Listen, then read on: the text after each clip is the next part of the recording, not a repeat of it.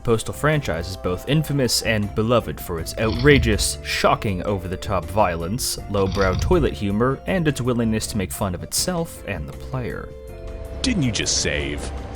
My grandmother could beat the game if she saved as much as you do. Postal 2 caused the series to become legendary entries for PC gaming, and its developers, running with scissors, to define the entire franchise with the same loving touches of Postal 2.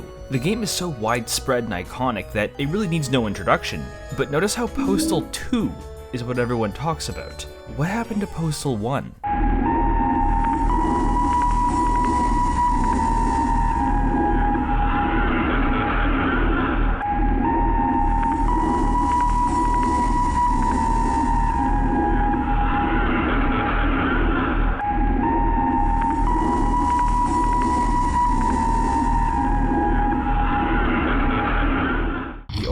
Of this peculiar franchise is only spoken of in hushed tones and frightened whispers by even its strongest defenders, because the content within is so radically unhinged and apologetically disturbing that it not only ended up doing things that Silent Hill and Half-Life 2 would later take from, it was partly responsible for expediting discussions in the American Congress for video games affecting the youth, as well as the federal government being quite upset with the creators for reasons you'll understand later.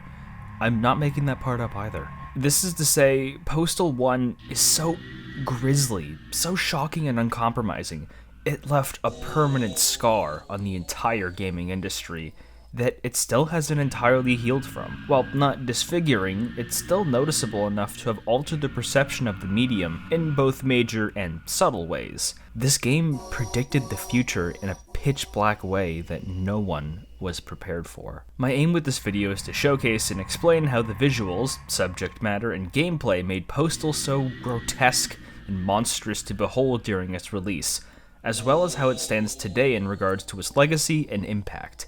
This is a game that has affected me so greatly creatively and artistically, and there's absolutely nothing quite like it.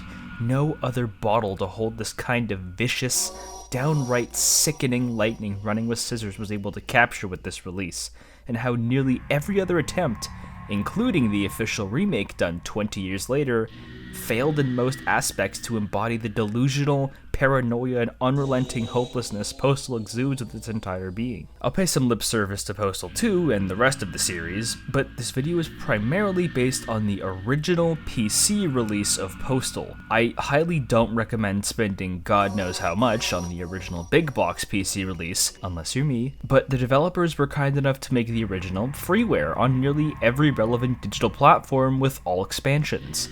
Steam is the most convenient, so that's my choice. These kind of games have all sorts of issues on YouTube, so if you can do me an excellent favor, please just sub to the channel and like the video, and if not for me, do it for the dude. Kickin' ass. Brothers and sisters, let me introduce Postal. Huge thank you to my Patreon supporters. More on how you can support me later on. First impressions are imperative to any form of media, most especially video games. If people are going to spend hours of their precious time consuming something, the very first things they see and hear and sense has to hook them in to deem it worthy. This is something you, perhaps unintentionally, considered when deciding to watch this video past the very first minute, as well as every other video online. Ideally, the title screen of a video game should be indicative of the entire experience. You should be feeling the exact things the developers and publishers want you to right at the start to hook you in. Many of the most famous games of all time have incredibly evocative title screens that stand the test of time and excellently represent the feelings closely associated with the title. How does Postal open?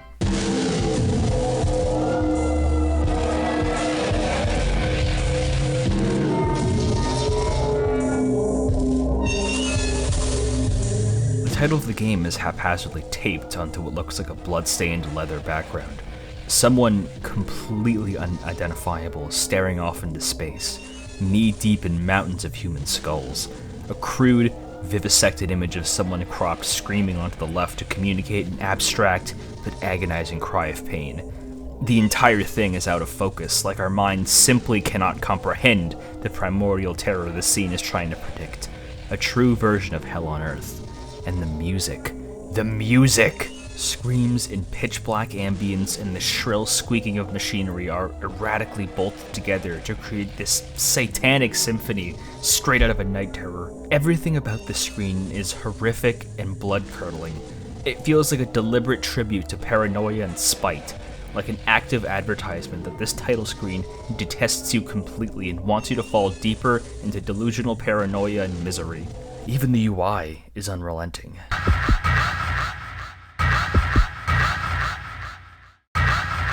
The music stops entirely, and each menu looks like sodden, blood-soaked paper the post office would use to wrap packages in. Every sound effect is a heartbeat, blood splattering, or a bullet dropping to the ground. You know what the most demented part of this whole screen is? It isn't the visuals, or even the music. It's the title, Postal. Why is it named after the federal mail system? That's because it's a play on words of the American phrase, going postal, which was created to explain a morbid phenomenon of workplace violence and shootings by post office workers all around America from the late 70s up into the late 90s. These were very real events that left dozens of people dead. Highlighted and made noteworthy, many of these horrible events were perpetrated by seemingly ordinary people who worked there, and one day they just snapped, and they went on a huge spree of violence. Why these events happened obviously depends on each incident. But a popular reason is that many of the postal workers were often former soldiers, and given that Vietnam was finished right around the time it started, you could probably put two and two together. Postal came out in 1997, when going postal was very much in the sensitive cultural expanse at the time for Americans, making running with scissors really live up to their name by using a topical and highly controversial subject, some may argue carelessly. But let the title color your predictions for what this game is about. Many major retailers were definitely not happy and outright refused to stock the game in any capacity, the game even being outright banned in many countries. It resulted in the original big box release being very hard to obtain now, but I found one, and the descriptions it provides inside reveal as little as possible, just enough to cock the mag in our proverbial gun. Welcome to Paradise, Arizona, where our unnamed protagonist, simply dubbed the Postal Dude, has, expectantly, gone postal. Everyone in town is after you. Or are they? The line between genuine danger and paranoid delusion is intentionally muddled and made confusing to comprehend, no doubt based on people questioning the motive for the violence that would occur in real life, with the E3 marketing of '97 even having Billboard questioning, what went wrong? Yeah, the game was at E3, it's kind of funny to think about. It was also held in Atlanta, which is perhaps the scariest part. The last thing I want to mention here is the photo of our protagonist. A long-haired man huddled in the corner, gun cradled tightly in his arms, his eyes full of wild fear and anxiety. His combat boots and trench coat cross the line in the sand past the stylish action hero of the 90s and into a much bleaker, darker aesthetic, a prelude of what's to come. Without further delay, let's go postal. October 7th, 1997. The Earth is hungry. Its heart throbs and demands cleansing. The Earth is also thirsty. The cropped screaming mouth is back again. Bullets and assorted viscera decorates the scratchy, nondescript background. A low, haunting, guttural moan drones on as the completely unhinged narration from our protagonist splatters onto screen. And we quickly transition into the first level, and I don't really think I need to explain how this whole thing works, do I? Your objective is to eliminate the hostile enemies on each level, which each have their own unique map. The hostiles, usually police and Latino dudes and wife-beaters throwing grenades, have to be gunned down to a certain percentage, so you don't have to clear the entire map, just a percentage depending on your selected difficulty. You'll notice that there are just as many completely innocent bystanders with no idea what's going on as the hostiles who will get directly in the way of your rampage, which cheekily leads you to killing them in cold blood. Killing innocent people is something that was incredibly proprietary for the time in games, and it still kind of is. Think about how many games out today allow you to do that. Basically all of them have consequences in the form of a police system or a karma system to tell you, this is wrong, you shouldn't be doing this. But in Postal, there is no downside for letting them die. let alone gunning them down yourself. They scream for their lives and beg for mercy, only to find nothing at the end of the tunnel.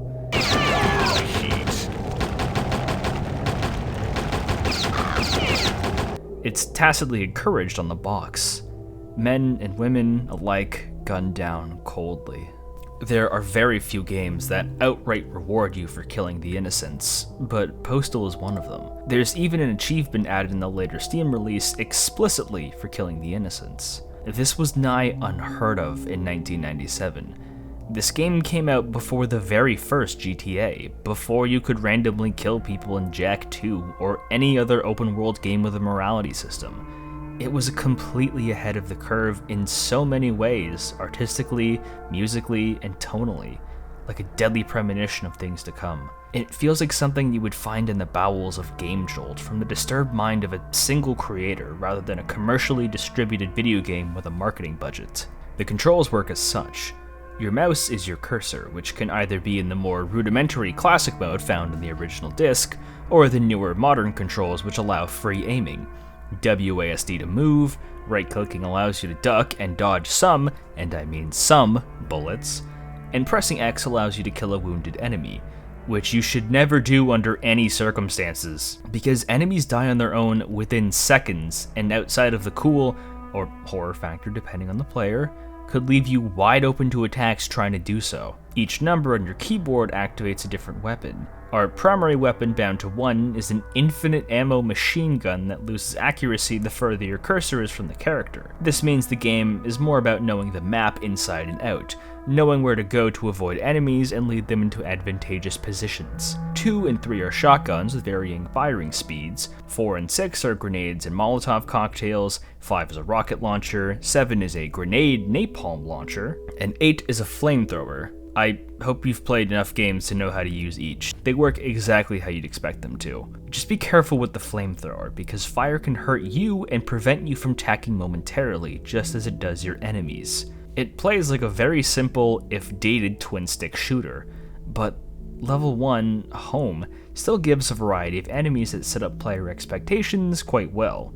Your standard comps of machine guns and shotguns, and these jerks with rocket launchers who can very easily chain you if you get blasted against a wall, Sonic 06 style, and it's immensely frustrating to die from that.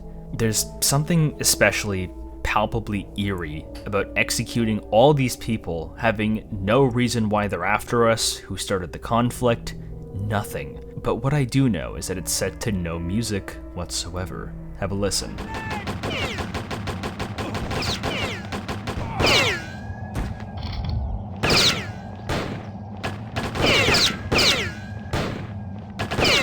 The tracks listed for each level only play on the loading screens. Every level, outside of a specific ambient sound, is silent. It's just you, your guns, and people begging for their lives in the desolate, snowy neighborhood. It's deafening.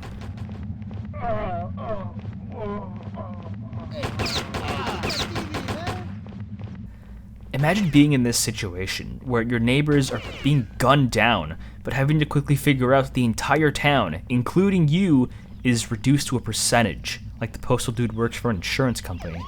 To break up the silence and begs for mercy, some NPCs will cry out something that is very deliberately funny, which can just as easily be their final words as their pleads for life. Has anyone seen my ear?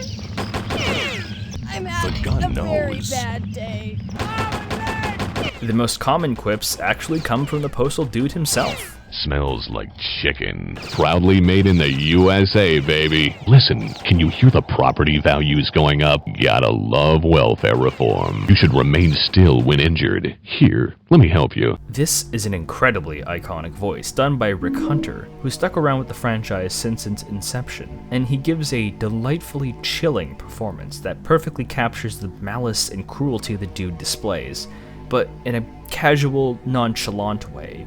A true auditory sociopath experience. He has quite a bit of lines here, so go give him a listen on your own. You've definitely heard his voice before through a clip of the second game. It's a delicate balance to include jokes and puns in such a grim situation, but with the entire game's framework being constructed around the dude being insane, i.e. an unreliable narrator in some sense, I don't think it's immersion breaking or distracting at all. It's more on the level of a game like Harvester, which I made a full video on some time ago, go check it out, where there's some tact and balance between the violence and the humor, versus an unhealthy heaping of bathos that would wreck the tone. Though the title screen doesn't do a great job being funny, so it is kind of a shock to hear Rick Hunter say Butt sauce. I do kind of wish they had some kind of tongue-in-cheek message when you started the game to introduce the humor a little bit better at the very start. Once you eliminate all the hostiles, I also include the innocents because I'm hardcore, the level doesn't actually end. You just roam around this now empty map, looking at all the corpses strewn about in the wake of your destruction. It's profoundly isolating. You've just slaughtered your entire neighborhood, and what do you have to say for yourself? I regret nothing. If the guilt is too much for you, simply press the Q button to killbind. I highly recommend you change it to K, because you can easily fat finger the Q key from W at any point in gameplay and lose your entire progress on a level, which is so goddamn annoying. If this reminds you of Hotline Miami at all, great. I wouldn't be surprised if that slow walking back to the door was directly inspired. You've made your bloody bed, now bloody lie in it. Press F1 to enter the next level, by the way. October 17th, 1997. Blessed for the meek, for they make easy targets. We're given an angular, uncomfortable view of an alleyway, bodies strewn around recklessly while the dude misremembers a Bible quote, which I will talk about later when I discuss the dude's character more in depth. The image spins and shifts like we're viewing this from a distorted perspective of our killer. Howls echo throughout, but follow me on this one. Look at the top here. Does this not look like someone or something peering over us? The splash screens are all highly up to interpretation, so maybe we should get comfortable with the idea that someone is watching us. I mean the postal dude, as he callously commits his rampage. There's a screenshot of a beta version of the game. This image was used for the later level, the construction site, but uses the picture for the truck stop. There's quite a bit of talk about demons and fate, so maybe this theory holds some water. When you enter the level, I hate to report that virtually nothing has changed from the previous one. There are these exploding tanks that take way too long to shoot to become useful, but that's really the extent of the meaningful expansion on the gameplay. The running and gunning is exactly the same, with the same enemies and weaponry, which leads to this game's biggest and most damning flaw: repetition. Nearly every level plays exactly the same, with very little variety or change in strategy. Sometimes you gain a new weapon, but those tend to be situational. You should really be using your infinite ammo gun for like 85% of the encounters in this entire game, and using the rocket launcher or throwables for some more threatening enemies, like those missile launchers. The new foes or firearms do little to distract from the entire fact for the entire game's length, the core formula is taking down spongy enemies is rarely deviated on or meaningfully altered or questioned. If level 1 did not provide you any fun, then I wouldn't recommend playing the game past this point. I have a lot of patience for the jank this game has, and the smiting art is more of a draw than actually playing this game, which is an overwhelmingly consistent talking point among its own fanbase. While the amateurish flair does wonders for the audio-visual sensations, it doesn't do the gameplay any favors, if not acting as an outright deterrent. It might depend on your tolerance, but I was okay with this flaw because Postal 1 is not a long game by any stretch. The entire game front to back can easily be completed in 2 hours, which I think is hardly overstaying its welcome. At least, it does still feel like a journey. The splash screens help establish the tone of each location, and we can chart out the dude's movements with each level. It doesn't just feel like you're being picked up and plopped in random locales. There's a motive for why the dude goes around Paradise's various locations, which is a small touch for immersion, but greatly appreciated. What kept me going wasn't just shooting people and hearing the funny voice lines. Well, okay, that's a lie. Yes, it was. It was the chance to look at the maps themselves. Every map in this game is hand-drawn, and has a kind of Newgrounds animation look with washed-out colors and liberal use of airbrushing, which I think melds perfectly with the wanton violence of the game. All the artists did an excellent job at designing locations and UI that feels gritty and unhinged and completely distinct. The rudimentary 3D models of the characters are super charming and scream 90s. I think it holds up a lot better than other games because it's such a charming time capsule for this era of PC gaming. Another neighborhood's worth of people slaughtered, and on to the next level. October 17th, 1997. The air ripens with the odors of the dead and the dying. It smells like victory. The smell of human decay and death has become intoxicating for the dude, who has begun to enjoy the slaughter more than he already has. It's taken drug-like effects in his mind, with distorted whispering chanting in his ears as he killed someone new. The woods around him contorting and twisting like a Gaussian blur with a Breaking Bad Mexico filter over it. Remember when I just complained about the repetition? Pretend I did that again. There's virtually nothing to say about this level that I haven't already said about the game before. Fool me once, shame on me. Fool me twice, this level's boring ah hell. Something worth noting is that this weapon switching is incredibly fast. You can switch from your shotgun to a rocket launcher with so little time in between that it almost feels instant. Heavier weapons like the rocket launcher have some wind-up before firing, but your standard shotties and spray gun are basically instant, so that the pace of combat is never broken, however repetitive it might feel. You never feel like a second is wasted. You're always having your fingers on the trigger, which is a very underappreciated aspect of the game that doesn't get enough praise. So many other games always have weapon switching cooldown timers and animations, which usually work in its own respective flow in combat, but Postal is fast-paced, for the 90s standard. Actually, I found something else I don't like about the game. Want to tell me how much ammo I have? You can't? Yeah, no surprise, you can barely see the UI at the bottom.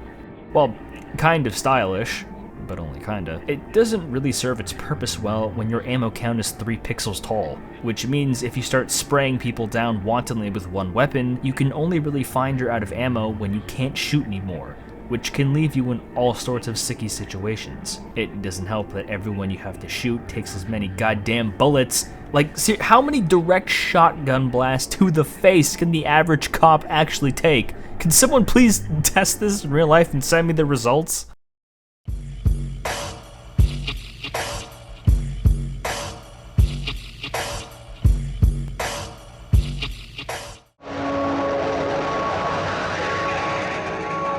October 18th, 1997. A glorious symphony of slaughter. 76 tromboners led the death parade. There's something about the harsh noise and low quality image that just screams analog horror to me, and not in a particularly bad way. I'm known as someone who detests that genre, but there's a real fear to this image, the splayed bodies and sound of the marching band blaring in your ears, putting you entirely in the combat boots of the dude. It feels like you're being overwhelmed by your actions, like the trumpets of the angels have descended upon you, here to throw you into the lake of fire. It reminds me of the Ancient of Days from SMT4.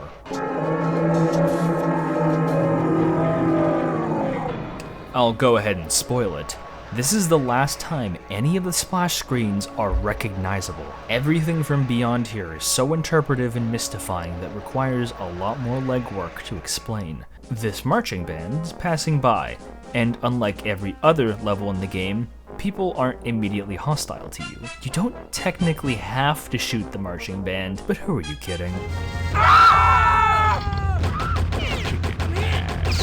This level is actually quite a bit harder than any other, and it's harder than most after it as well. Postal's idea of increased difficulty is just packing a level full of enemies and thinning out health and ammo pickups, which doesn't sound unreasonable, but trying to do with 3 to 4 people who are occupying the exact same spot while your cursor targets one at a time is a tough ask. The previous levels had around 25 hostiles, this one has 40, which is much more than even the next couple of levels after it, which is very baffling design to place on an especially challenging level between much easier ones, rather than having a gradual ramping pace.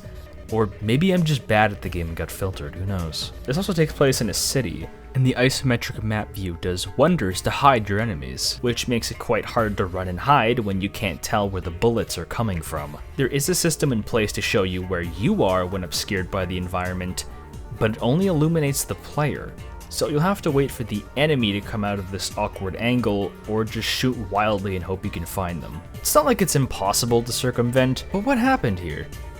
Don't make buildings that tall if it obstructs the view. I know these guys were pretty new to making games at the time, but come on now. Even when you're at the end, this specific map is on the larger side, so if you're aiming to kill everyone, as you should be, you should spend a couple minutes looking for some guy stuck inside of a fence, because that'll happen pretty often. Oh, yeah, if you stand by this phone here at the gas station, there's a raunchy Easter egg.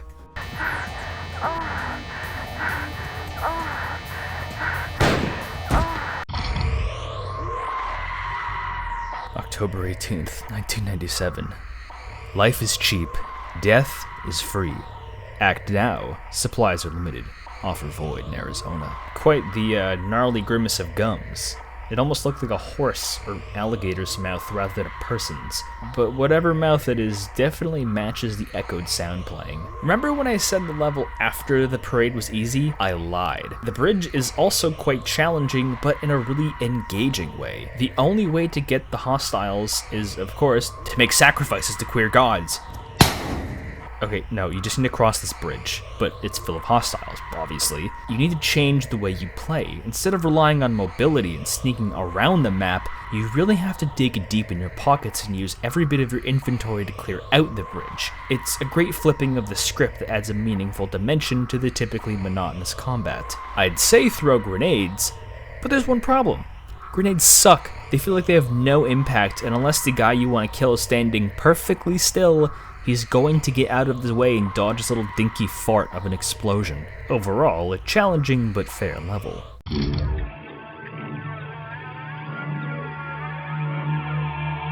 October 18th, 1997. Furious fireflies materialize against the cavern wall and sunder the earth into dust. Come, little insects, and see the web we've woven. The mine is an especially eerie opening, the narrow view of a man slowly bleeding out in an ancient mine shaft, with the sound of the droning and the tommyknockers his only comfort as the dude watches him die. But the text is a little curious. The talk of insects is clearly a way to talk about snuffing out human lives, right? But who exactly is we in this context? Perhaps I'm looking too deeply into the ramblings of a madman, or the text thrown in by an unsure development team. But is it an interpretation that the dude somehow isn't acting alone?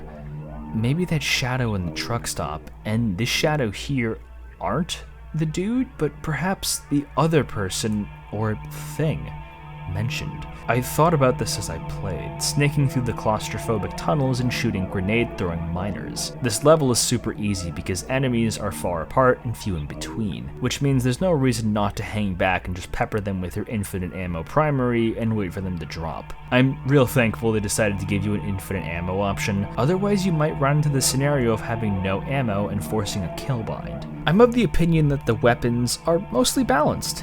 Even if the two-shotgun feels somewhat redundant, there's something for every situation, which is a great sign when your primary weapon has infinite ammo. It just does the least damage, so there are real advantages to change your arsenal, even if the largest one is to save you time rather than personal preference. So the monotony of the game is accounted for, but it's still there. October 19th, 1997. Don the eviscerated organs of my enemies as party hats, wear their shredded entails as neckties, and oh, how I shall dance. What is this image supposed to be?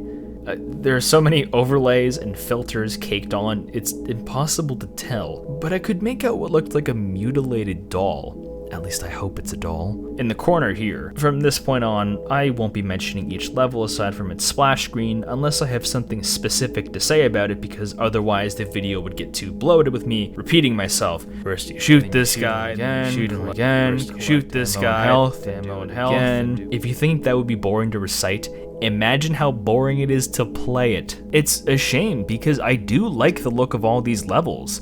It just doesn't translate brilliantly to a YouTube narration format. I don't think there's any other game where the loading screens are more thrilling and interesting to pick apart than actually playing the game, which is kind of ridiculous, but also fascinating structure. The screens are your reward by finishing each level the way a cinematic cutscene is in modern games.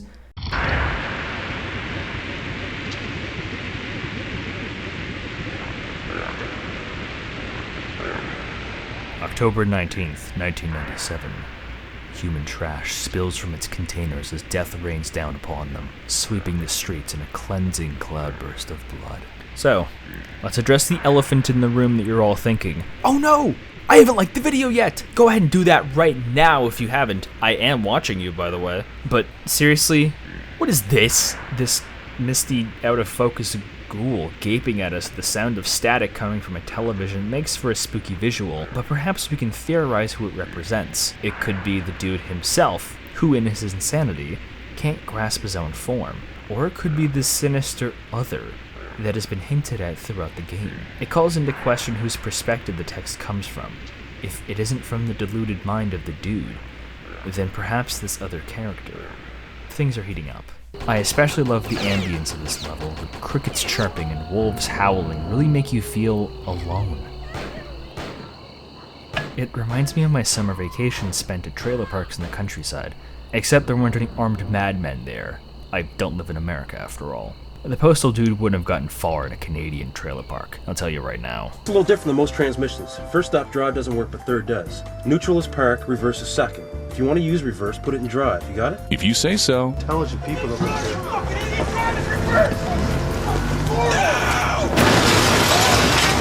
Oops, botched that one. October 19th, 1997. Next stop? Armageddon, the River Styx, Hades, and all points in between. All aboard.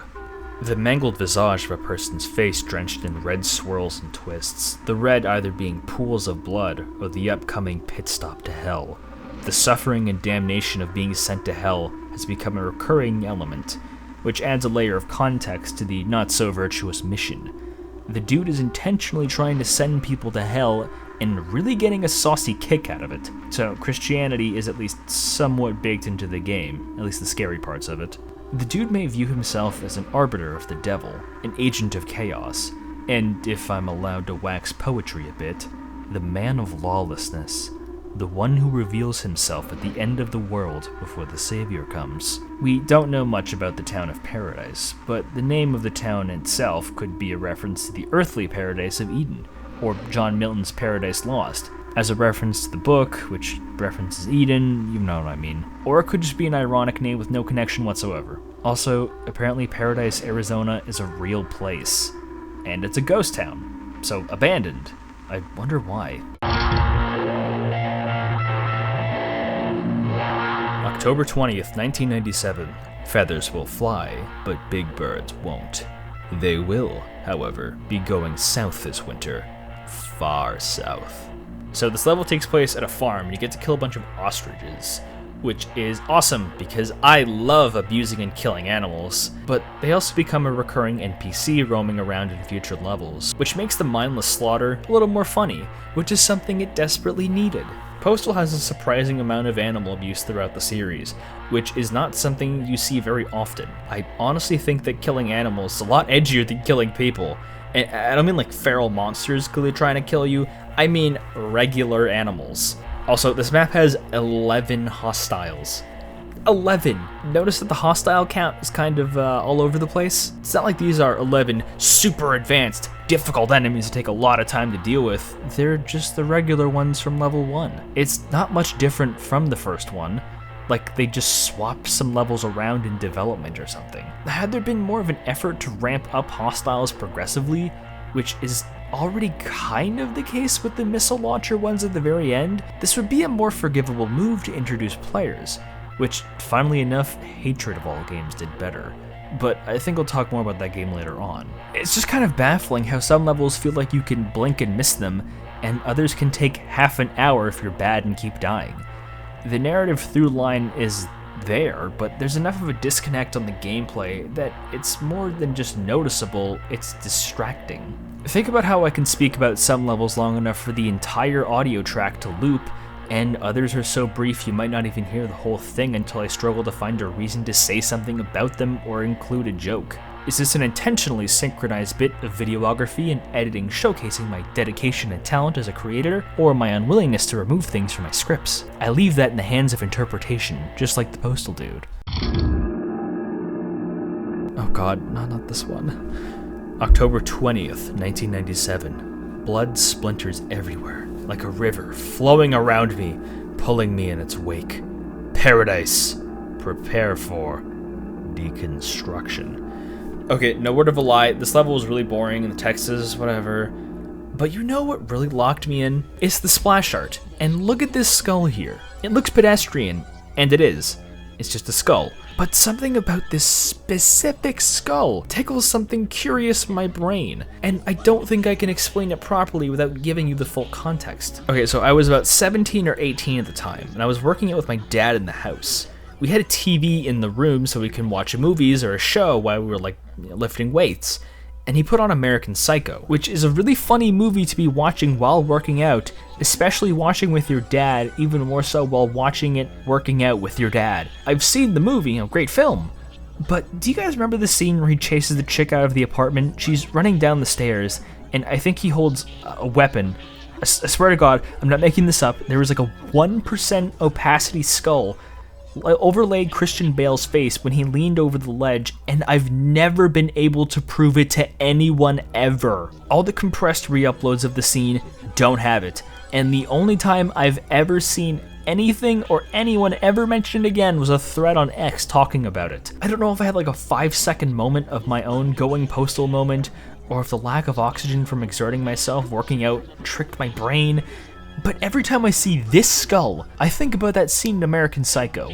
And it makes me sound crazy. I can't even find the X post or thread. Maybe I am going postal. Okay, I want you to comment Christian Bale's skull in the comment section if you've made it this far, or just want to talk about it. I want the entire comment section to be about this anecdote, so it looks like pure insanity from an outsider's perspective who hasn't watched or finished the video. Imagine commenting before you finish a video. Couldn't be me. Smoke coils up in my nostrils, tingling with death's surprise. Human remnants cling to my clothing like bloody briars as I continue to wade, hip-deep in bone, flesh, and viscera. Bad neighborhood coming up. The art is especially dramatic. This wispy, thin shape enclosing the specter inside like a prison. The gentle ambience and wind makes my head gently sway as I gaze upon the art, like the sound is somehow altering it. An excellent use of sound here. It's like someone's being crushed in this narrow stretch, reduced from a human form into whatever that is. It reminds me and a lot of other people about that one manga about an earthquake opening up holes in a mountain that people put themselves through and come out disfigured. The Ghetto also has a fictional version of the Running with Scissors studio, along with protesters who didn't want the game to release this fictional version. This would become a recurring element in the franchise. I've always seen it as a funny little fourth wall break, but it only got crazier in Postal 2. I am the Celestial Gardener, policing the planet of the stuck weeds and poisons which leak out even through the cracks of the cold asphalt sidewalks of the City of Sin. A very similar depiction of a man from the Ghetto level is in front and center, but dead in the middle of what looks like a bloody blast, like a bomb stripping him of all his flesh, a gnarly detail that could easily just as be one of our victims, with the gut-wrenching noise being the death screams of whoever unfortunate enough was to be caught in the blast. I feel like I'm looking at an artist's depiction of a war crime, and I basically am. The soundtrack, if you even want to call it that, is a repeated loop of someone screaming bloody murder, likely the guy in the picture. It's a horrifying sound that stuck with me ever since I first heard it. Speaking of stripping the flesh off of people's bones, I kind of wish the hostiles could get more mutilated in-game. As much as I love seeing them beg for their lives and getting shot, I do kind of wish they had various states of dismemberment you could inflict. Perhaps making the execute button more useful by having it be the reward for putting yourself at risk. I'm just saying, the flamethrower to make people look like that one Half-Life 2 texture would be dope and immersive as a gameplay experience. Please let me mutilate people running with scissors.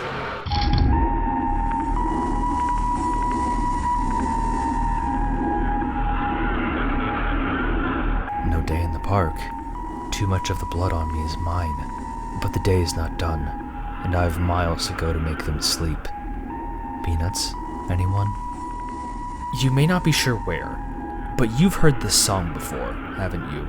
It sounds familiar. It should sound that way, because it's in Half-Life 2. Take a listen.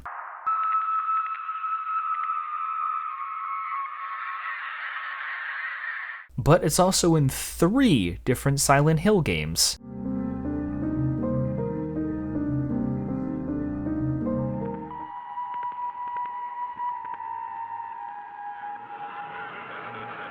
It's in Max Payne, it's in Devil May Cry.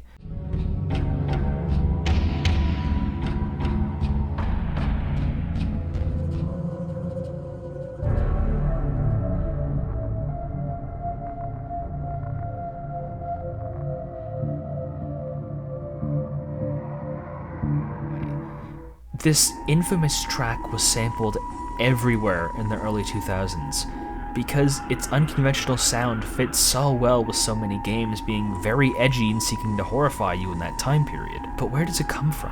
There's an aura of mystery to this track, mostly driven from Half-Life 2, its most famous example. But what is it, really?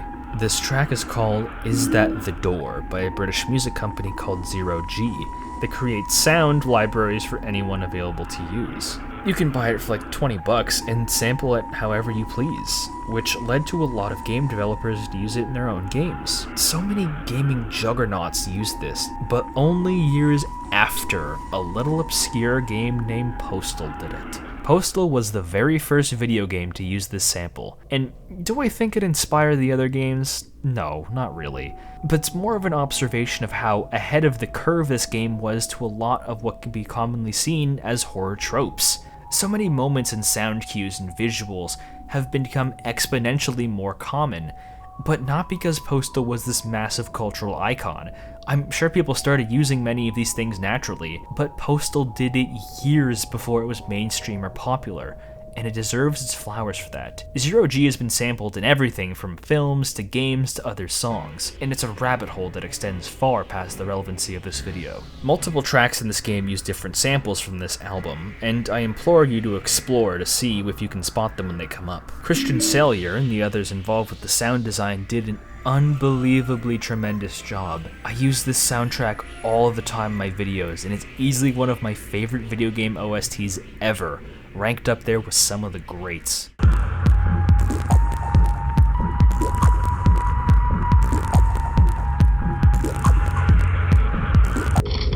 October 21st, 1997. Feast upon the frozen images of molten massacre as the machinery of death grind relentlessly, mindlessly on. October 22nd, 1997. From the halls of the Vatican to the runways of truth, we are there, at the place called Climax, and the time is now. When it's done, let the gods sort it out. During the massacre of the army bases dotted around the state, we get the best look at the actual Postal dude, who looks nothing like he did in the box art. He's wearing sunglasses, his hair is much wavier, and he's got this awkward, gawking expression as we view the POV of someone who was just shot by him, their last moments before death being of his unfeeling visage. This is the last thing hundreds of people saw before their lives were snatched from them. This compromised, devilish form. I have to wonder if this is the last sound they will ever hear, the wind chopping through them. The dude's appearance in this game is a hotly contested subject, because running with scissors doesn't seem to be able to make up their mind. They stray pretty hard from his box art appearance. He looks like this in-game, he looks different in Postal 2 onward, and his design was changed to resemble his 2 appearance in the Redux version. But sometimes he is drawn with longer hair? I like to think the longer his hair gets, the more unhinged he becomes. Ultimately, it doesn't really matter how he looks. Not that he's mentally capable of taking care of himself anyways. What's more important is the text. "We" is used again, but only one person is shown. This is the second to last level, and we're still totally in the dark here. Mentioning the Vatican is another nod to Christianity, but saying gods, as in multiple beings rather than capital G, God the Father, is curious. It's not unreasonable to assume that dude is mixing metaphors and pulling away out any culture's embodiment of death and destruction and amalgamating them, seeing his rampage as a sacrifice in their ambiguous name.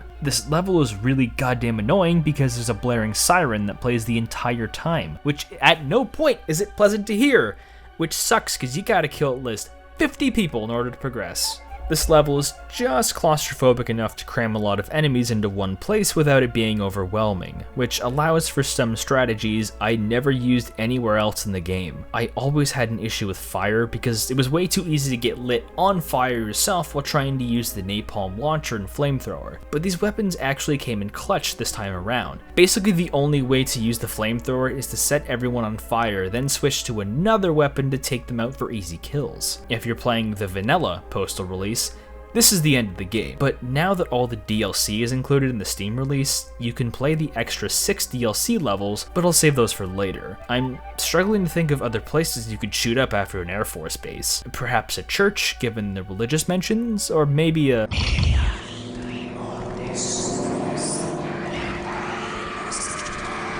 Oh, the hive has been cleansed, the source of the corruption has been corked, laid in a body bag and dragged to the outskirts of existence. Before this point, there was always a little bit of humor, a funny quip or line or moment that took your mind off the events happening, to make them seem a little silly, but all of that has been stripped away. There is absolutely nothing funny in this presentation. It's as pitch black and downright evil as it gets. And hardly any game has dared touch this topic before or after, but Postal held nothing back here. A pulsing red eye observes a shadow as it stands just beyond the door of the school, and we can hear the sound of chanting, but it isn't in English, it's in Latin. It's a Gregorian chant that goes as follows. In the midst of life we are in death, of whom we may seek and succor, but O thee, O Lord, who for our sins art justifiably displeased. Holy God, holy mighty, holy and merciful Savior, deliver us not until bitter death. Interesting to note that the last verse about no deliverance unto bitter death is actually omitted from this chant, and instead it loops without it, implying that the dude seeks to fulfill the final step in going postal, his death. He wants to go out in the worst way possible, committing the worst act possible. I don't think many people would contest to say this singular moment is as dark as it gets. One of the most devastating, shocking moments in the history of this medium. Just the raw surprise of seeing this loading screen. But trust me when I say, things only get more depraved when you start the level. This sequence is actually scripted, meaning you have no control over the dude. Try as he might, he simply cannot harm the children, who don't even know he's there.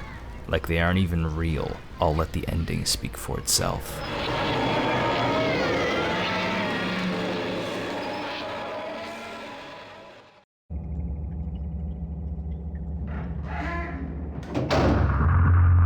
Population pressure and the stress of modern life may cause an increase in violent tendencies. The urban environment is the incubator for all sorts of undesirable behaviors. However much his atrocities disgust us, he may actually consider himself a hero. This is common among those who, in popular slang, go postal.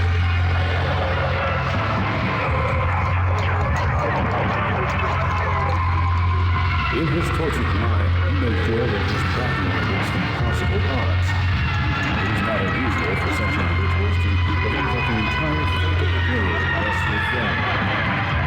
In the end, our subject displayed all the classic symptoms of paranoid delusion. We may never know exactly what set him off, but rest assured we will have plenty of time to study him.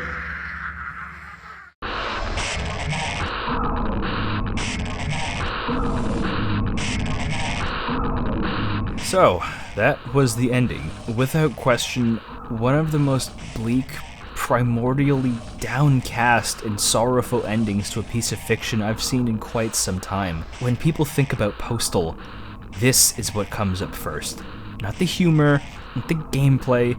This utterly satanic and heartbreaking ending is what's brought up. The Postal dude tries and fails to commit an act of terror so wretched and unforgivable that even he, the taker of lives and arbiter of destruction, could not cope with. He was arrested and condemned to a rusted, bloody asylum where he is continuously tormented, either in the sense he's literally being tortured, or his mental state is so fragmented so incomprehensibly shattered that everything and everyone is out to get him. The walls shift into screaming faces and chains that bind him solely to torture him, forever stuck in a hell of his own creation. I should remind you this game came out in 1997, years before a certain event that would propel this kind of tragedy into the international spotlight and become a stain on American culture. It's not like there wasn't attacks like this in America or around the world beforehand or even currently, but they were yet to become a pervasive, persistent act of fear in the hearts and minds of millions until 1999's Columbine, which happened 2 years after Postal came out. Running with Scissors went on record saying that the ending was supposed to illustrate something so horrible it couldn't be performed, which was proven wrong not by the fictional insane shooter, but by the real insane shooters. Understandably, it still left a sour taste in people's mouths. If the narration sounded familiar in the hospital, that's because it was narrated by Rick Hunter, aka the Postal Dude, which is kind of weird, because if Hunter voices the dude, then who's speaking? I kind of doubt this guy is coherent enough to give an explanation that modern life leads people to going insane, like it's falling down. The message at the end is ultimately what seals the dude's fate. The stresses of modern life in America was simply too much for him, and he went postal, which he might have viewed as a virtuous mission. Running with Scissors puts it all on the table here, that this is why some people were going postal, and this is what it looks like. And this could happen to anyone. That we referred to throughout the dude's mission accounts for himself and us, the player, the one pulling the strings, the one controlling him, the one firing the bullets, the puppet master. We made him go postal. And if that wasn't morbid enough, just take a look at the credit screen. Bodies dropped at the bottom of this dank, dark pit, the victims of the dude piled up like garbage. No one was safe from his rampage. Men, women, animals.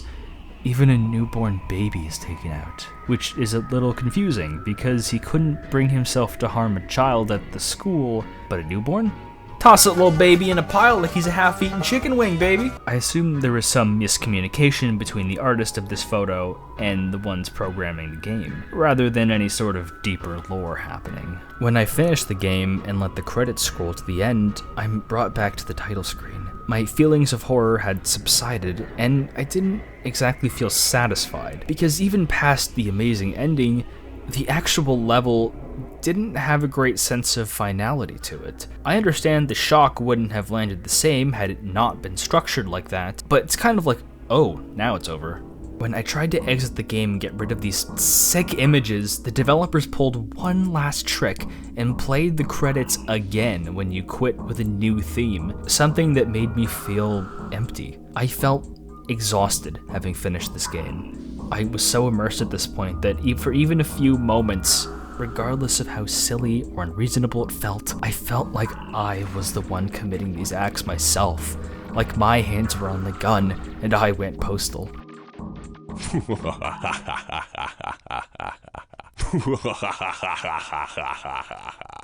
But that's exactly what Running with Scissors wanted, because in their own words, this is the game every gamer wanted. Purchasing and playing this game, in the eyes of the media, was your own way of going postal.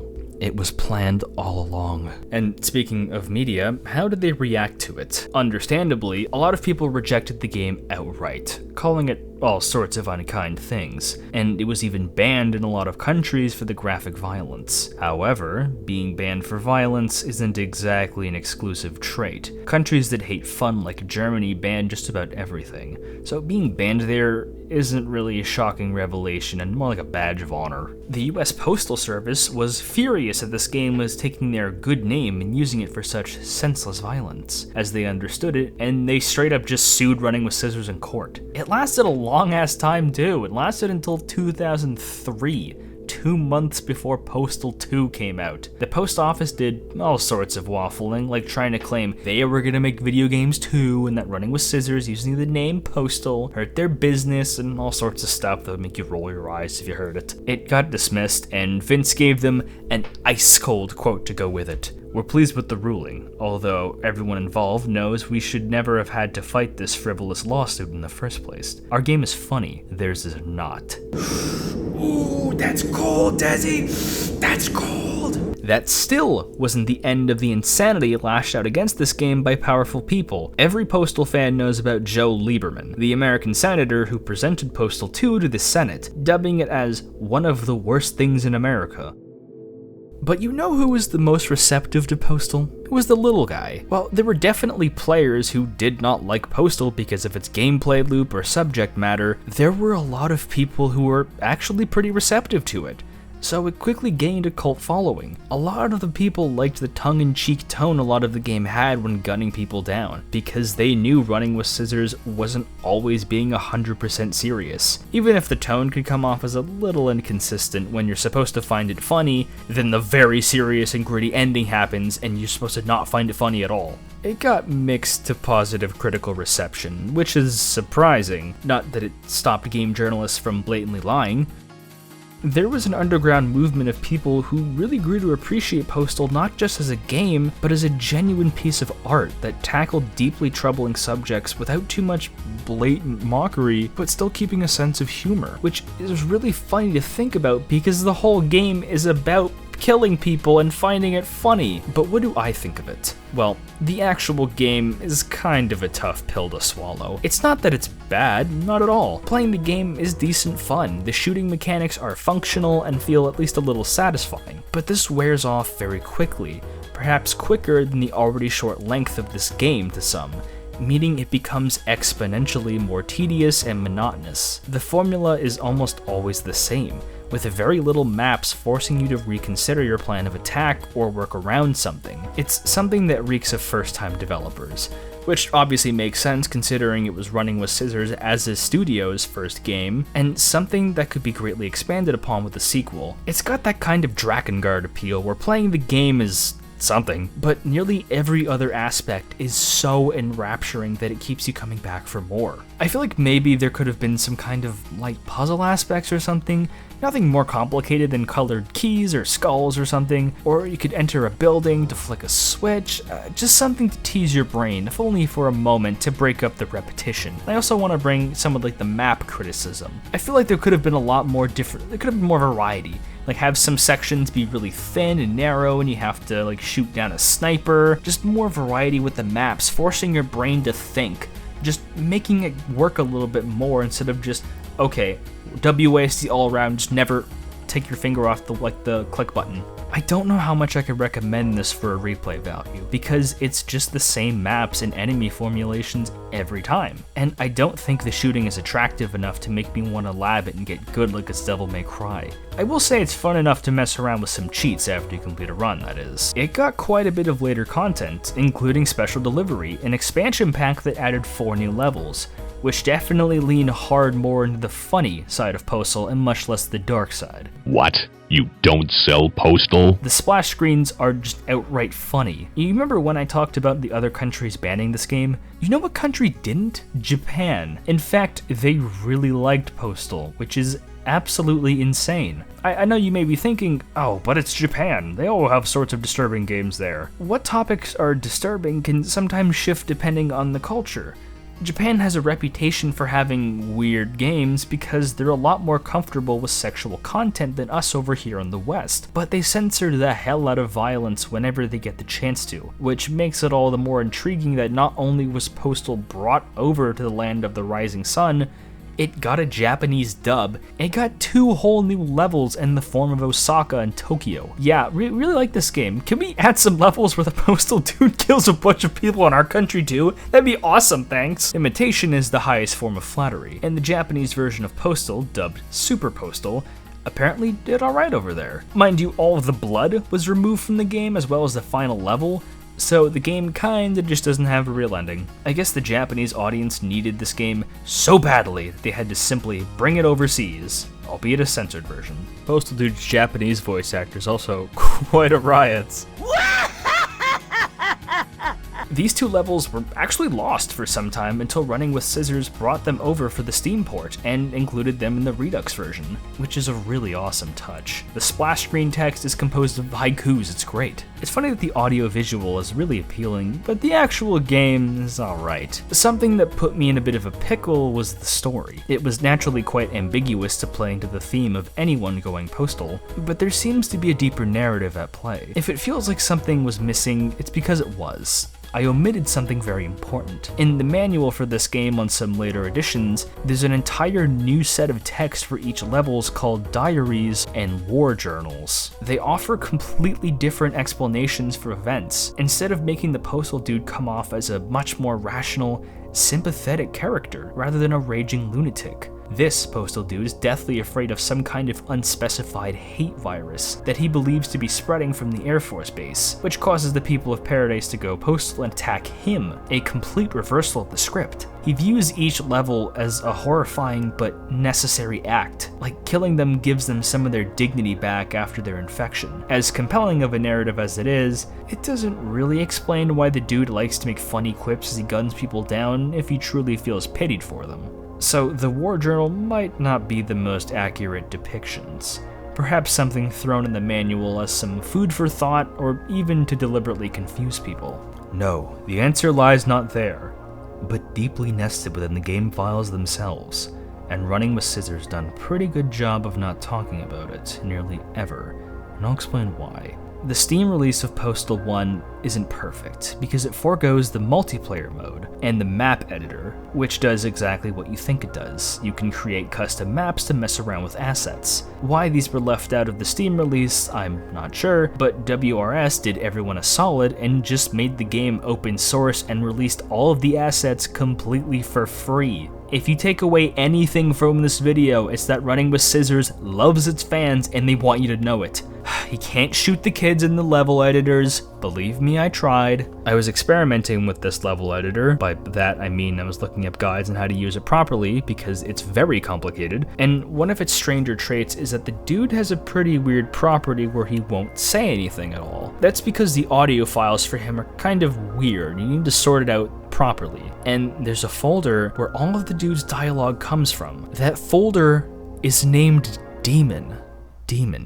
So all of Rick Hunter's spoken words are labeled as Demon, including the monologue at the end. So the dude doesn't speak unless a voice line from Demon is present. All of the puzzle pieces have just been put into place. Everything from his mouth is the words of a nameless, formless demon, the one really in control. The one puppeting this man, whose inner thoughts might be the writings in the diary and the war journal, whose awareness of the situation is questionable at best. This demon is one of the darkest depictions of something truly evil and sadistic I have ever seen in a piece of fiction. A truly godless being hell-bound on spreading as much death and destruction as physically capable, and using the body of an innocent man to do so. But it only gets bleaker when you realize the demon has my name, or your name, not because his name is mundane, it's because we are the demon. We are the one pressing the keys, aiming the mouse, firing the bullets. We are the demon, and we made him go postal. That's how I choose to interpret it, at least. Running with Scissors makes it very clear that they don't necessarily confirm which version of the story is the right one, but they don't deconfirm anything either. You can believe the demon possession theory, or the virus story, or even that the dude is just straight up crazy.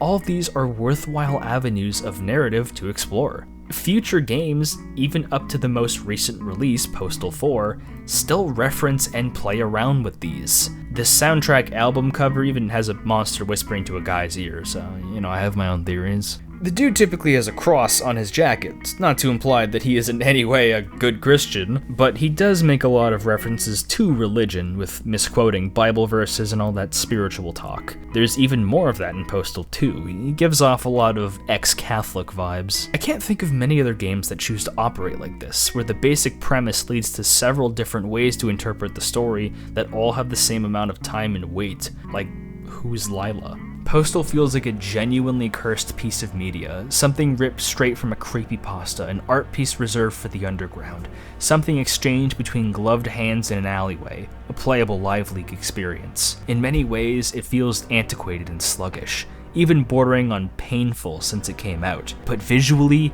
audio-wise, it's monumentally head and shoulders above nearly every other game in the market. It's also popular in Russia, because of course it is. Russians love extremely violent and disturbing PC games like their ecosystem. There is no competition for Postal because it did things that were simply not replicated at the time. Trying to compare it to other games does it a disservice.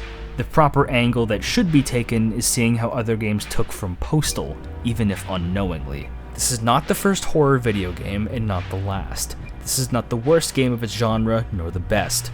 This is the very middle point, where certain aspects are so jaw-dropping, but others are incredibly mediocre, that it achieves a monumental balancing act between a compulsory experience or one to avoid entirely. What you choose to rank it as is entirely up to you, but this game's strong points have made such an impact on me that I deem it one of my favorite games ever made.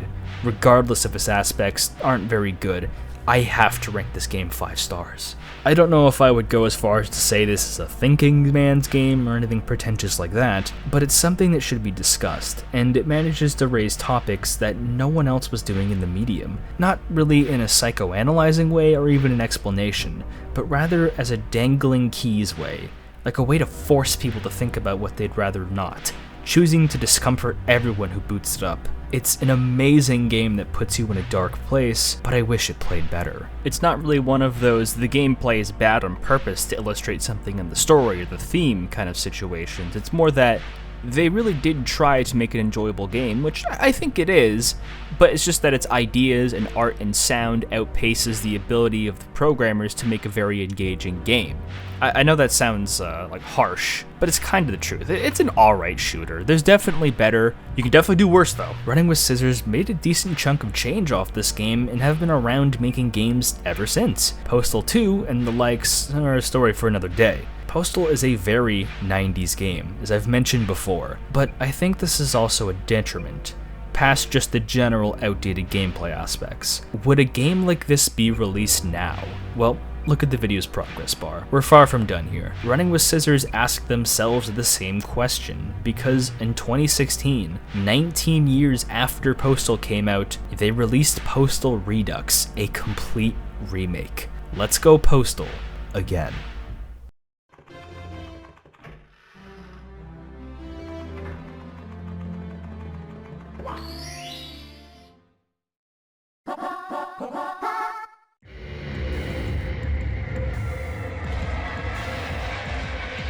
What exactly does Redux even mean? It's not remake or remaster. Redux means to bring something back, but I would like to think in this case it means reductive. Okay, what, too far of a stretch? Why do I say that? Well, in many important aspects, Redux fails to live up to the original game, and that's evident from the title screen. The game has an entirely new aesthetic. The splash screens were all redrawn, sporting a new soft, melded look, where the ground splits up to reveal a screaming head rather than a sloppy photograph. Buildings and people blend in with each other, certain graphics touched up and cleaned, and I think it looks far worse. I know it might sound silly to compare this spooky skull to this spooky skull, but there's an entirely different appeal with these two. Maybe it's just hindsight view, but I prefer the messier, uglier graphics of the original, adding more to the interpretation rather than the same images drawn in a different art style. The dead bodies look far less true to life and more stylized, which is not inherently a bad thing, but I do think it was a misread on what people wanted out of this remake. A lot of locations are fleshy, like a Lovecraftian Saya no Utu aesthetic, rather than starting off as a warped-looking photograph that descends into madness. I think Andrew Fake and his team did a great job, but it just wasn't a perfect fit. The body pit at the credits even removed the baby, but I understand why they did it, since the company has gone on record saying they are not okay with killing kids in games. Even if that statement seems kind of like, alright, okay. pictures often move and have this writhing effect, which I am not a fan of whatsoever. I think it's supposed to look creepy and unnerving, but it all kind of looks like those FPS boosted GIFs of like Studio Ghibli food. Even the UI kind of feels like, okay. It's not all bad, however. The visuals during active gameplay look awesome. The environments have all been cleaned up and don't lose much of the tone and atmosphere the original had, even if the new grounds kind of charm is gone, replaced with higher quality textures. I don't mind it. Same with the new 3D models. I prefer the super blocky look of the dude in his first outing, but he looks pretty snazzy here too. The foes are much easier to distinguish and look a lot cleaner, which is a helpful change. The UI facelift is a godsend. I can actually see how much ammo I have for my guns, like it all got put in big picture mode. Let's talk about the music, shall we? This is easily the most divisive aspect for me, because there's 2 discs to this OST, one of recomposed versions of the original OST, and another is entirely new tunes. The recomposed tracks, man, I really just don't like them. I think Takumi Sloan, Kurt Wallaby, and The Gimp did a good job, but it feels like the wrong instruments were emphasized. It takes a lot more of a noticeable rhythmic drum and bass sound, which should be a good thing. I love the genre, but compare how the intro themes start, how the first game is gut-wrenching and horrifying, while Redux sounds like something The Weeknd would rap over.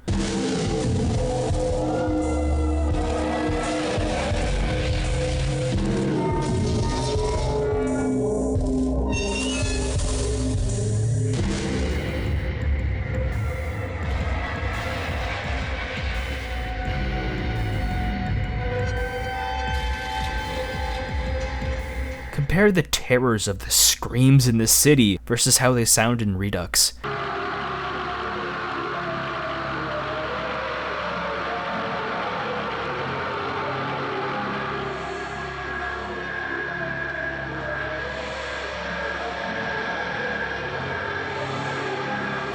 Even the ending isn't safe.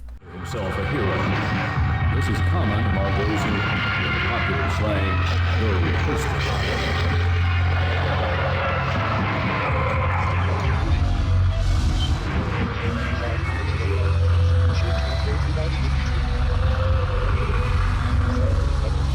No matter how many times I hear it, the new soundtrack just doesn't fit. It sounds wonky and ill-equipped to match the scenes. However, there still is that other disc. Rather than remixing old tracks, these are entirely new. Instead of being slow and dramatic and eerie, they intend to pump your blood. And brothers and sisters, they do more than just that.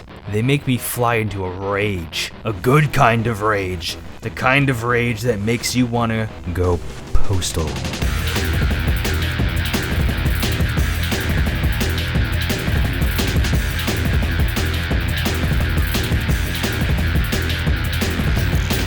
This disc is excellent. It's something entirely new that really lets the talents of the team shine. But how come there's a change in style? It's still a drastic change to go from dark ambience to intense kill the innocents action, and that can be explained quite easily if I explain the gameplay differences between the 2 versions. Fundamentally, the games play the same, but there are loads of small details that make Redux the definitive way to play the game. Firstly, there's a health meter of each enemy to show how much health they have indicated by color. Explosive containers take much less time to detonate, therefore becoming useful to use. The 2 shotguns have separate ammo types, which makes using the auto shotgun a worthwhile expenditure rather than a last-minute snap decision.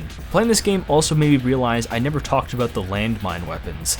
Don't worry, they suck. They even added a whole new weapon in the form of a revolver, which gives us a new long-range option with some serious firepower. Think of it like the Half-Life 2 revolver, where it just destroys whatever you put in front of it. But at the cost of being kind of sluggish and situational because of scarce ammo. They even added a whole new level into the game, the Carnival. Most things from the first game are here, just more polished. There's even unique executions for each weapon, which is an awesome addition that makes it feel rewarding to press that button and see what animation is played next. There's a bunch of extra visual flares you can add to the game. Half of them are comedically hideous for the sake of a gag. The other half aren't too bad, like that other game.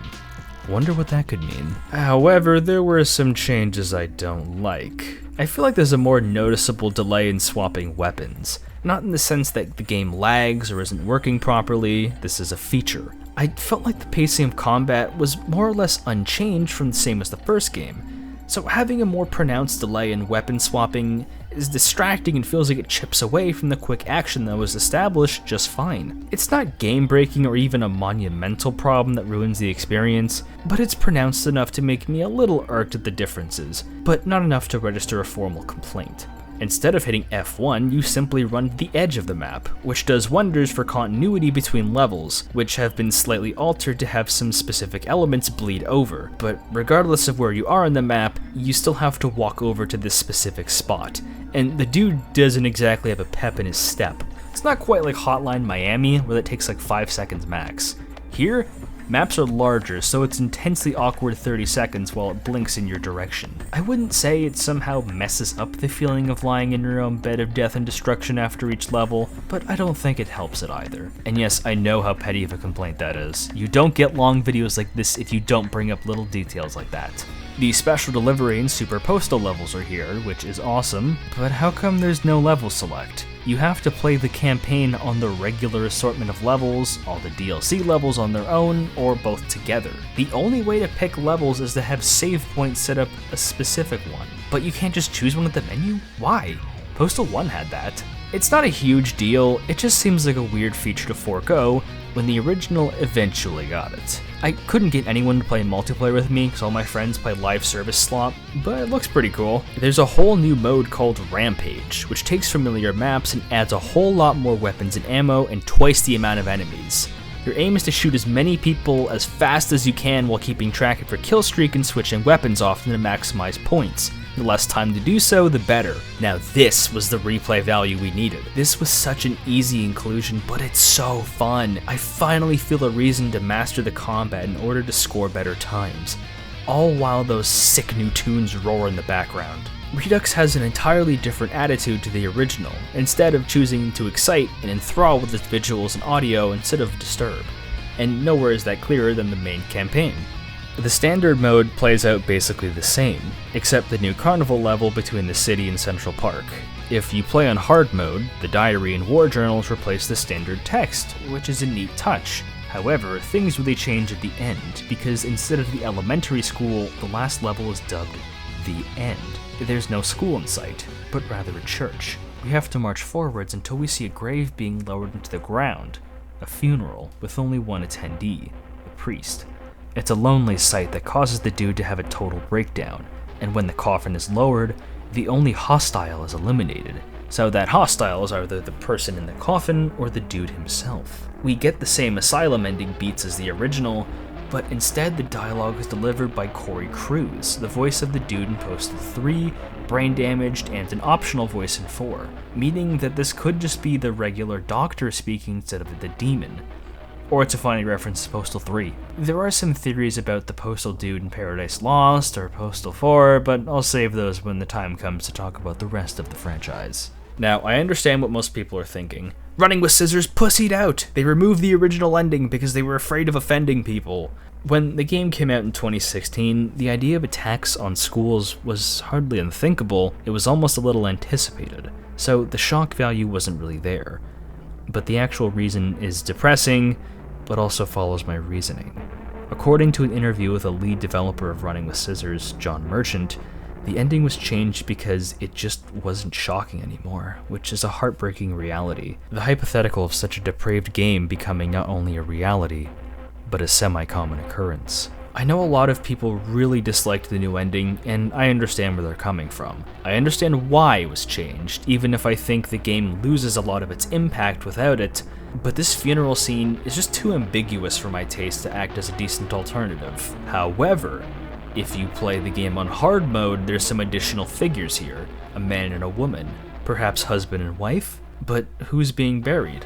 The trail goes pretty cold here, but many theorize that the man standing here is the Postal dude himself, the woman being his wife, and the coffin lowering his child. The evidence is scant, but I wasn't really able to find clues hinting at it, so it's approaching headcanon territory. It's not that this ending is flaccid, it fits well within the ambiguous nature of the rest of the game, but as a comparison, it doesn't really deliver in the ways it needs to, and this is a sentiment that applies for the entire game. I've also heard the theory that the Postal dude here is Postal dude from the second game, with the woman being the wife in the second game, and that this is some kind of like death hallucination thing, because some people think that the Postal dude from the first one is Postal dude in the second game's father. It's also a theory. I personally view Redux as a companion piece to Postal 1, rather than a full-on replacement. I would much rather grind out level scores and replay Redux for its highly improved gameplay, but as an experience, as a piece of art and entertainment, Postal 1 is still superior. There's a different attitude with Redux, an understanding that you were probably a fan of the first, or at least were interested in it, and Redux should provide a comparable experience, ideally, when I wasn't entirely feeling it. I'm glad if people tell me they prefer Redux or got into the series by Redux. I'm happy for you, but I just don't feel the same. I'm glad running with scissors is always relevant, regardless. I don't know what I would want out of a remake of Postal. The lower sound and visual quality is just irreparably tied to its appeal, and making it all HD, either replicating its assets 1-to-1 or just wonky 4K upscaling, would be uncanny. And not in the good way that strengthens the game. At least you can burn the bodies in Redux. It's just so corrupted and red, and pulsating is the only word to describe how this game makes sense to me. I tried to organize a list of games that look similar, that have this kind of visually disgusting art style where everything looks kind of warped and wrong. Silent Hill 4, Sayano Uta, Space Funeral, etc. It's such a hard aesthetic to explain and even harder to pull off, but it's so damn intriguing. Please leave some suggestions for games or films that whatever shares this look. It's so hard to find. Everywhere I read is that Postal Redux didn't perform well initially, with a PlayStation 4 version being cancelled on release. This might have been because they brought Postal 1 on Steam completely for free, and people didn't see a reason to buy the remake. Things turned around in the 2020s because the Switch and PC version sold well enough to get physical prints, which is really awesome. And since those console ports, Running with Scissors has moved on from Postal 1, but we the fans haven't. But you know what a true Postal fan would know? That Sal's been here the whole time. You thought he was out, but no, he's just been here the whole time, quietly. And he wants you to know that if you want more videos to come out sooner, then consider becoming one of my lovely patrons. Not only does it equip you with the knowledge that you are personally funding videos like these to come out quicker and higher quality, you will get access to an ever-growing back catalog of exclusive videos released nowhere else, as well as private insights into what projects I'm working on next, if you want to hear my first impressions on a game I've played or a movie I've just watched, or if you just want to help me out. The Jawcoin tier gets their names featured in the video. Do consider supporting me, you won't regret it. What's next in store? I've spoken about the media outcry, but what do people think of this game now, 27 years later? Well, it's hardly mainstream, but it become quite respected as entertainment and as art. Imitation is the highest form of flattery, and a group of Polish developers called Destructive Creations were so inspired by Postal that they made a game so similar it caused an identical outcry. My name is not important. Hatred is in a weird spot because it isn't nearly as well regarded as Postal, but it's stunning how it ran to the same level of controversy as Postal. Twitch banned adult-only games specifically because of Hatred, even though the adult rating it received was already questionable. Hatred wasn't quite as edgy as Postal in some ways because there was no elementary school ending and no attempts at commentary or being thought-provoking, but you specifically had to kill innocent people. It was woven into the gameplay mechanic to recover health, which is actually pretty clever for a spin on Postal. A lot of people missed it, but Hatred was mostly satire too. It's just Eastern European, so it has a very morbid sense of humor. Unless you were Ulster Eastern European and find this stuff funny. The main character, the antagonist, or not important as he's been so lovingly dubbed by this small but passionate fanbase, was even inspired by the box art of the original Postal dude. Running with Scissors liked this venture so much that they put Not Important into Redux via a cheat code. Destructive Creations even sent over his voice lines. Human scum. I have a whole separate video just on Hatred you should check out for more details. Regardless of your feelings on Hatred, it's undeniable proof that Postal had a profound effect on people. Enough for people to want similar experiences, and to try and create them themselves. Anywhere you look where Postal as a franchise is being discussed, people beg and clamor for a game similar to the first to be made, but Running with Scissors chose to make Postal 2, which is, putting it kindly, definitely not Postal 1. The reason why Postal 2 leans so hard into the comedic and social commentary isn't sinister or even conspiratorial. Running with Scissors simply decided to take another direction with the series. They wanted to move on and work on something different, which I can't fault them for. It's not like they tried to bury Postal 1, they deliberately made it as easy as possible to access. I absolutely love Postal 2, but they took a very hard left turn from the original. But that doesn't mean it's bad at all. Postal 2 is amazing, just in an entirely different way from the original. It's like Paranoid Android to Kid A. Two legends can coexist, but both are legends for different reasons. That primordial, atmospheric terror of Postal 1 was a moment in history. Hatred was able to capture its brutality and edge factor. Postal Redux captured the run and gun gameplay. But nothing has ever come that has made me feel the exact same way Postal did, and I'm not sure if anything ever really could. The closest thing that feels like Postal to me are the dozens of fan-made tracks people have made. It's really illuminating as to how people were so inspired by this game. Thankfully, we don't have to choose between the antiquated original or the arguably inferior remake, because this is a rare instance of having our cake and eating it too. Don't like the remake? No problem. The original has been updated to work on modern hardware, added widescreen support, and the source code is completely free. And if it feels too outdated, the remake is incredibly cheap.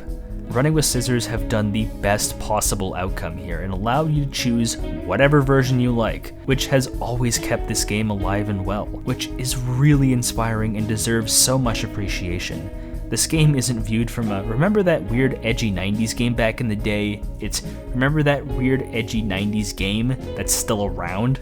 Running with Scissors has demonstrated the ability to create pulse-pounding, intensely horrifying experiences in the medium, but they choose to move on and follow a different path, and I respect them for that. Go show them some love and play Postal 4, or Brain Damage, or watch their podcast. As for the Legacy of Postal, I think that lies in our hands, the fans. We might just need to make our own experiences. I know if I ever make a game, that's probably going to be partly inspired by Postal, among other things. It would probably be an RPG Maker game though. Fans are so dedicated they even made a working Dreamcast port, licensed by Running with Scissors themselves. That's all I have for today. Until I see you when I see you, brothers and sisters, have a lovely rest of your day.